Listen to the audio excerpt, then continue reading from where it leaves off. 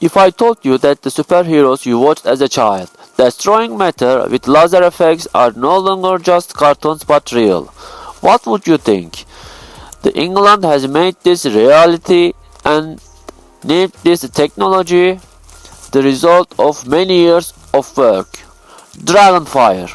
Although it has not yet reached the full potential seen in movies, it is fair to say that it already represents a truly scientific development in the weapons industry.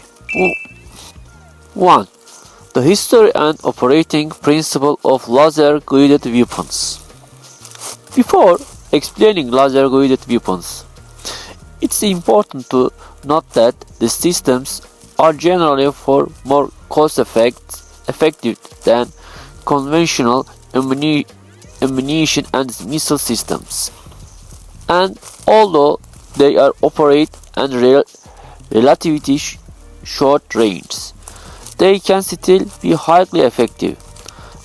Such systems are designed to intercept enemy weapons, such as unmanned aerial vehicles, low altitude unmanned aircraft, and kamikaze drones by damaging their optical sensors. Guidance systems and electronic components to heat effect, often with the aid of radar tracking. These systems can be guided automatically or manually by a human operator. However, this technology may not be as new as it seems. In the 20th century and the ancient Greek scientist Archimedes is said to have used a heat ray, regarded as the earliest form of directed energy weapons against Roman ships. That said, the idea of ships catching fire from a heat ray is widely considered unrealistic, as it would have required the ships to remain stationary for a long period and for the heat source to be positioned at a very close range. This suggests that the system was not fully functional at the time, although somewhat legendary in nature. It is still regarded as the earliest history reference to beam-based laser-like weapons. Nevertheless, the concept was not entirely dismissed. During World War II, and Nazis conducted extensive research in the fight and development a so-called sound cannon, which used the high-frequency sound waves to vibrate the bones of the human middle ear, causing dizziness and nausea in more recent times. During the USA invasion of Iraq, in the American military reportedly used the high-power microwave emissions to damage electronic equipment and communication devices. In the 21st century, however, the accumulation of scientific and technology knowledge appears sufficient to turn this concept into a tangible reality. The clearest example of this is the Dragonfire weapon system, developing through cooperation between the United Kingdom and the United States. This system is primarily intended to counter drones, unmanned aerial vehicles, missiles, mortar rounds, and even larger projectiles. It can therefore be classified as a small-scale air defense system. Of course, since it has not yet been tested in full-scale combat conditions, its complete capabilities and true potentials remain unknown. In the past, there have been many initiatives in laser weapon technology, and those that succeed in testing, including systems such as Dragonfire, are all based on fiber laser technology. 2. Fiber laser technology. First of all, for any laser system to operate, it requires as a medium that can absorb energy and provide suitable conditions for laser generation. In fiber laser, optical fiber made of extremely thin glass fiber is used, doped with elements such as erbium, neodymium, thulium, and several rare earth elements from the periodic table. These elements act as the natural optical amplifiers, meaning that the optical signal can be amplified directly without first being converted into an electrical signal, allowing much higher efficiency. Optical fiber is an incredibly important component of weaponized laser design for several reasons. In fact, optical fiber has a very flexible structure which makes it more durable and less prone to wear. Compared to other laser media, this allows for exceptionally high output power, meaning that fiber laser can generate power on the order of kilowatts. Additionally, due to the high surface area to volume ratio of the fibers, they can be cooled easily and do not overheat as quickly. As a result, optical fibers are considered one of the best media for laser weapons, particularly because they are highly effective at addressing the problem of thermal lensing, which is one of the two major obstacles to achieving an extremely powerful laser beam. Thermal lensing occurs when a thermal lens forms in the glass medium. This happens because the glass absorbs part of the radiation, causing excessive heating, and the newly formed lens develops in out-focus power, dispersing the highly fertile. Simply put, this phenomenon distorted the way the laser is focused. When dealing with lasers, even the smallest impression can destabilize in this entire system, as the highly performance laser systems are extremely sensitive and cannot tolerate even minor irregularities. Optical fiber minimizes reflections by guiding energy in a single direction and possesses several naturally advantageous proportions. It's highly effective at reducing thermal distortions, trapping, minimizing thermal lensing, one of the primary challenges in the laser systems. The other major issue is thermal blooming. Thermal lensing and beam blooming are essentially related process. However, beam blooming occurs outside the medium after the beam exits the optical fiber. When the energy density of the laser becomes extremely high, reaction approximately 1 megajoule per cc. Blooming occurs to better illustrate how extraordinary this emotion of the energy is in such a small volume.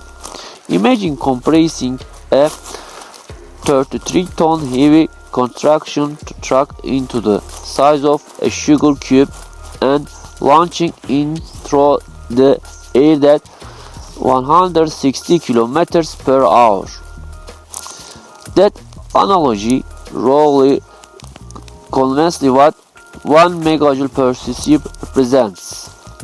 When such a massive amount of laser energy is concentrated into such a tiny area, ionization, the process by which atoms gain or lose electrons, begins in the immediate surrounding region and plasma breakdown starts to occur. Plasma in this context is the state of matter that makes up the sun and the stars, which are the primary source of heat and light in our universe. Once this complex process begins, the laser loses its ability to focus and, instead of the concentrating and its energy into a single coherent beam, it disperses energy into the surrounding air.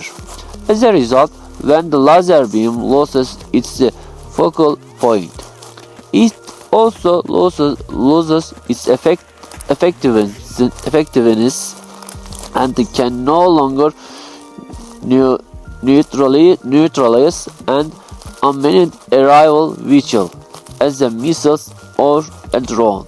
In fact, this has been one of the greatest challenges facing laser weapon systems for nearly the past 15 years. Dense atmospheric conditions further reduce laser effectiveness. Rain, snow, fog, clouds, dust and smoke all increase beam blooming and degrade performance. However, as demonstrated by the developers of the Dragonfire weapon systems, once these two critical problems are overcome, one effectively possesses a weapon capable of striking almost any target. 3. The emergency and design of Dragonfire. The Dragonfire weapon was first unveiled in London 2017. It was designed by a consortium of weapons and defense industry manufacturers, which includes MİLİTARY, Bias Systems, QNTQ, Leonardo, and ERC. To briefly describe these companies, MİLİTARY is a UK-based company specialized in missile systems.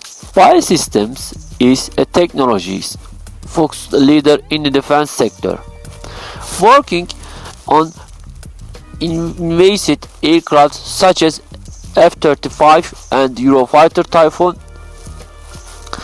QNTQ holds a leading position in control and guided systems for defense weapons.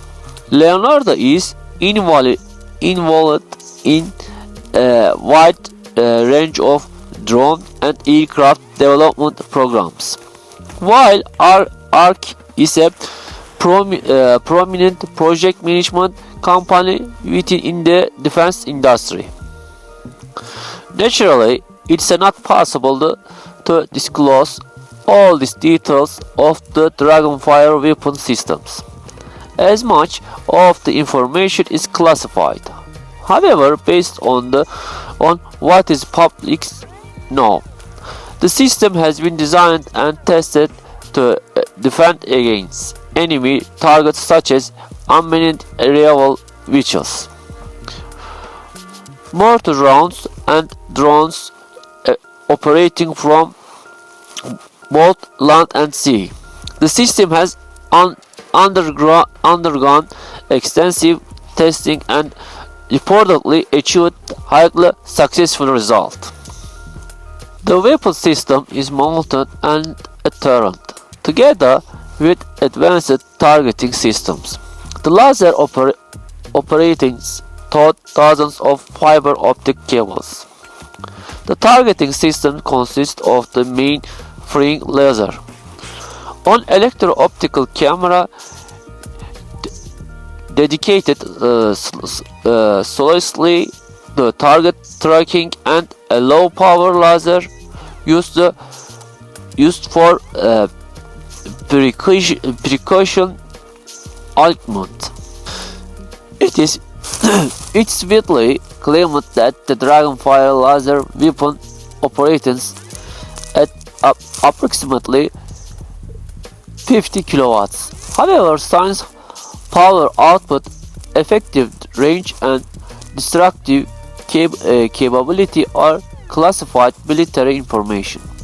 This figure should not be considered definitive. It's believed that the actual power exceeds publicly stated values. Reports of large-scale fires and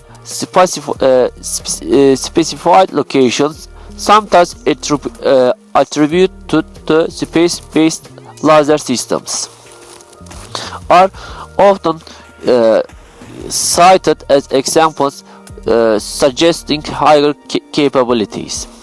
Tom Media briefed that England has stated that companies are already working on more advanced systems exceed 50 kilowatts. To ensure that sufficient energy is instantly available for the Dragonfire weapon, designers have turned to Wallon energy storage systems. Developed jointly by the United Kingdom and United States, these energy storage systems operation on a rotor-based principle, storing energy as a rotational kinetic energy. The concept is similar to a clocked mechanism in an automobile transmission, where energy is stored when design gate and transferred back into the system during gear changes. Despite of effective Wallon energy storage systems have notable disadvantages. While they are excellent at storage and releasing energy, they are extremely heavy and bulky. Some rotors can weigh up to 230 tons, as one might accept. Naval forces would prefer alternative solutions rather than deploying such massive systems. What makes FSS fixed line service solutions particularly attractive is their use of lightweight flywheels. These flywheels rotate at very high speeds, slowing slightly when energy is released and accelerating again when energy is added. Interestingly, a similar type of flywheel system is also used in Formula 1, operating on the same principle. After testing conducted by the England and America, this approach was evaluated as an excellent solution due to its high cost efficiency. For this reason, warships equipped with the Dragonfire system must be integrated with this energy storage technology. Another critical component of the Dragonfire weapon is its command and control system, including actor management systems in military terms. These systems are designed to manipulate and disrupt enemy assets such as hostile drones and unmanned aerial vehicles. Regarding laser firing, the general arrangement of the fiber optics indicates that light is transmitted through thousands of fiber as a separate laser beams. This is a technical solution intended to reduce thermal blooming. One of the major challenges is the high energy laser systems. However, this naturally raises a question: Multiple small laser beams would normally be weaker and less effective than a single powerful beam. This implies that engineers have found a way to combine these small beams into a single, highly effective output, a method that remains classified. A well-known example of a simple approach is Israel's iron beam system, where multiple small beamlets roughly the size of the steel plants are detected and directed onto the same target through an integrated tracking and targeting system, allowing them to behave like a single beam. The advantage of this method is the prevention of distortion and dispersion that would occur with a single large beam, while achieving greater power and effectiveness. A similar system is also used in US Navy laser weapon. It means laser weapon system. It's widely known that the United States and Israel employ comparable technologies in this field. 4. Military systems. Satisfied with the results of military tests, the UK Ministry of Defence decided to allocate additional funding from its defence budget for the further development of the Dragonfire laser weapon. As a result, the planned delivery date was brought forward from 2032 and 2027. Moreover, instead of receiving only one system as originally planned, the UK government requested the delivery of the 3 Dragonfire weapon systems. At the same time, it was stated that allied countries have shown strong interest in this weapon, and most recently, the Australian government officially informed the authorities of its intention to pursue the system. The question of how this system will affect future battlefights remains highly revolved. Laser systems similar to Dragonfire are expected to be deployed on Royal Navy's warships such as the Type 23 frigates, as well as now as on armored vehicles of the land force and within the air force in the coming years. It's highly likely that we will see this weapon integrated into next generation land, air, and naval platforms. At present, however, the system is primarily intended for defensive purposes rather than offensive operations. This is because in its current state, it is known that the system does not yet possess sufficient instantaneous destructive power to completely eliminate enemy targets in offensive scenarios. Nevertheless, as the development continues, it's widely believed that this weapon will inevitably be used not only as a defensive system but also as an offensive weapon in the future.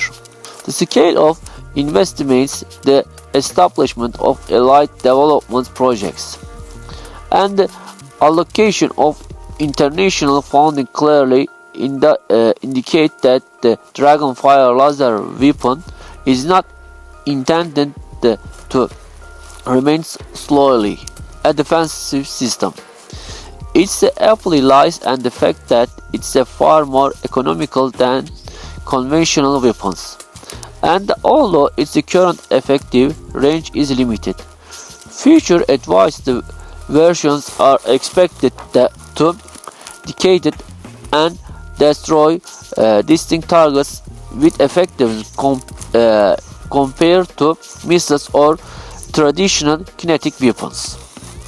If such capabilities are achieved, the combination of low operation cost and the high laser destructive power could fundamentally alter military terminology and warfare concept within the next 10 years. The idea that conventional weapons may be replaced by laser-based destructive systems, possibly even delivered from space via satellites, no longer appears unrealistic. In fact, claims that certain forest fires may have been deliberately caused by space-based laser weapons are already being discussed in global media. Despite this, we remain unaware of the true current capabilities of this weapon, as all such information is kept strictly classified for military reasons. Still, based on the date publicly presented for so far, it's evident that within the next decade, the Dragonfire laser weapon may render many conventional weapons obsolete or unnecessary. For now, this concludes our review of Dragonfire. Until we meet again with another incredible technological marvel. Goodbye.